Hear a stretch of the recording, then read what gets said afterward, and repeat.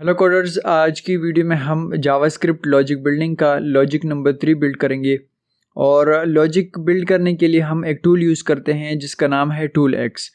तो इस टूल में क्या होता है कि जैसे हम जावास्क्रिप्ट लॉजिक बिल्डिंग को स्टार्ट करते हैं तो ये हमें एक रैंडम सा एक लेवल के मुताबिक, आपके अकाउंट के लेवल के मुताबिक हमें एक लॉजिक जनरेट करता है जिसको हम सॉल्व करते हैं, जिसको हम बिल्ड करते हैं।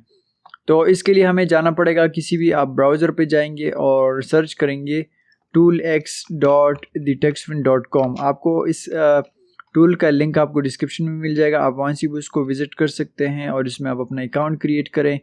और कंप्लीट जो है आपको प्रोसेस लॉजिक नंबर 1 की वीडियो में मिल जाएगा, जिसका लिंक आपको डिस्क्रिप्शन में मिल जाएगा और उस वीडियो का।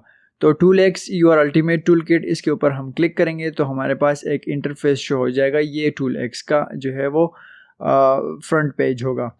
तो इसमें आपने क्या करना है, टूल एक्स कैटेगरीज़ के ऊपर जाना है आपने, और कैटेगरीज़ के बाद आपको जो है कुछ टूल्स मिल जाएंगे जैसे जावास्क्रिप्ट लॉजिक बिल्डिंग का और एक्सप्लोर फ्रेश आइडियाज़। तो एक्सप्लोर फ्रेश आइडियाज़ में ये होता है कि जितने भी नए नए आइडियाज़ होते हैं उसमें हम शेयर करते रहते हैं, और ये कोई भी उसको शेयर कर सकता है, लेकिन उसका अकाउंट जो है वो वेरीफाइड होना चाहिए। उसके बाद हम जो है वो जावास्क्रिप्ट लॉजिक बिल्डिंग का जो है वो इसको स्टार्ट करते हैं। और इसके बाद कुछ हमारे पास इंपॉर्टेंट गाइडलाइन है, इसको आप ज़रूर पढ़िएगा ताकि आपको समझ आ जाए कि किस तरह हम लॉजिक को स्टार्ट करते हैं। और थोड़ा सा हम बॉटम की साइड पर जाएंगे तो ये स्टार्ट नाउ का बटन है, इसको हम स्टार्ट कर लेते हैं। तो जब हम स्टार्ट करेंगे तो उस विंडो को हम क्लोज़ और मिनिमाइज़ वगैरह कुछ भी नहीं कर सकते। अगर हमने कर लिया तो वो जो लॉजिक होगा वो क्रैश हो जाएगा, और जो हमारे प्रोफाइल के ऊपर बैड इंप्रेशन भी उसके साथ जाएगा। तो हम इसको स्टार्ट कर लेते हैं। और तो ये उसका फ्रंट पेज जो है वो शो हो चुका है, जिसमें ये लॉजिक है, इसको हमने यहाँ सॉल्व करना है। तो रन कोड से जो कोड हम लिखेंगे उसको रन करेगा। सबमिट से हम जो कोड जो है हमने कर लिया, उस लॉजिक को हमने बिल्ड कर लिया, तो हम उसको सबमिट भी कर सकते हैं। उस कोड को हम इस बटन के ज़रिए कॉपी भी कर सकते हैं। तो अब समझते हैं कि हमारा लॉजिक जो है वो किस तरह हम क्रिएट करेंगे। तो उस क्वेश्चन को हम समझते हैं। तो इस एग्जांपल में कैपिटलाइज फर्स्ट लेटर हम क्या करेंगे कि राइट अ फंक्शन, एक फंक्शन बनाएंगे that capitalize the first letter of each word in a string. इसमें हम जो है जो वर्ड्स हैं उसको हम कैपिटल में करेंगे, जो फर्स्ट लेटर होगा। ये इनपुट है और एक फंक्शन के थ्रू हम इसको जो है वो कवर करेंगे। तो सबसे पहले हम कोड में क्या करेंगे कि एक फ़ंक्शन बनाएंगे। तो फंक्शन बनाने का तरीका ये है कि जावास्क्रिप्ट में ये सबसे पहले हम फंक्शन बनाते हैं, और फंक्शन का नाम हम इसको रखेंगे वर्ड्स हमने इस फंक्शन का नाम रखा। और फंक्शन स्पेलिंग में थोड़ा सा मिस्टेक है, उसको हम कर लेते हैं फंक्शन। तो वर्ड्स के बाद हमने small bracket open and close कर लिया। अब लास्ट में हम इसको कर लेते हैं करली ब्लॉक्स। अब जो भी फंक्शन का हम काम करेंगे वो इस करली ब्लॉक्स के अंदर हम इसको कवर करेंगे। थोड़ा सा अगर जूम करते हैं, देखते हैं कि जूम हो जाता है, तो हम अच्छी तरह से इसको देख पाएंगे। और ये फंक्शन हम अब यहाँ जितना भी फंक्शन का काम होगा हम यहाँ करेंगे। तो सबसे पहले हम इसको जो इनपुट हम अब ये करेंगे हेलो वर्ल्ड, उसको हम रिटर्न करते हैं इस फंक्शन के अंदर। तो रिटर्न और इनपुट, अब हमने इनपुट को रिटर्न कर लिया। रिटर्न के बाद हम क्या करेंगे कि डॉट और स्प्लिट हम यूज़ करेंगे। स्प्लिट हम इसलिए यूज़ करते हैं ताकि हम जितने भी वर्ड्स होंगे इनपुट के अंदर, उसके अंदर हम स्पेस ला सकें। तो स्प्लिट के बाद हमने small bracket open and close, small brackets के अंदर हमने करली ब्रैकेट सिंगल कोटेशन के अंदर हमने स्पेस ऐड कर लिया, ताकि जितने भी वर्ड्स होंगे इनपुट फील्ड के अंदर, इनपुट वेरिएबल के अंदर, उसमें स्पेस वो ऐड करें। अब उसके बाद हमने डॉट मैप यूज़ करिए। मैप हम इसलिए यूज़ करते हैं ताकि हम ईच वर्ड्स को वो कैपिटलाइज कर सके उस नंबर के हिसाब से उस एरे में। तो वो एरे के हिसाब से इंडेक्स नंबर में से 0 नंबर का वो वर्ड उठाएगा, 0 इंडेक्स का, और उसको वो कैपिटलाइज करेगा। तो इसलिए हम उसमें मैप को यूज़ कर रहे हैं। तो मैप के लिए हम यूज़ करते हैं small bracket open and close, small brackets के अंदर हम यूज़ करेंगे वर्ड। ये हम उसके बाद एक ऑब्जेक्ट ऑपरेटर यूज़ करेंगे वर्ड, और इसके बाद वर्ड डॉट ये हमारे पास एक मेथड है जिसका नाम है कैरेक्टर 8। ये हमने यूज़ कर लिया। Small bracket open and close, small bracket के बाद हम इसमें यूज़ करेंगे 0 इंडेक्स का हम नंबर उठाएंगे जो इनपुट फील्ड के अंदर होगा, इनपुट वेरिएबल के अंदर 0 इंडेक्स का वो उठाएगा।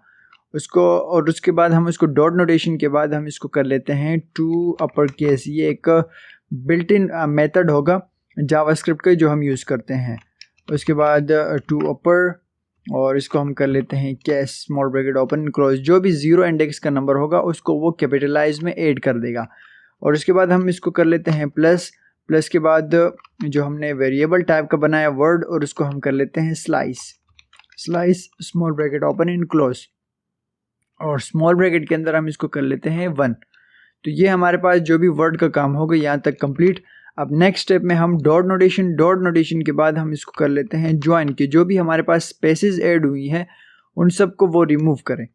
तो इसके लिए हम कर लेते हैं सिंगल कोटेशन के अंदर हम स्पेस को यहाँ से ज्वाइन कर लेते हैं।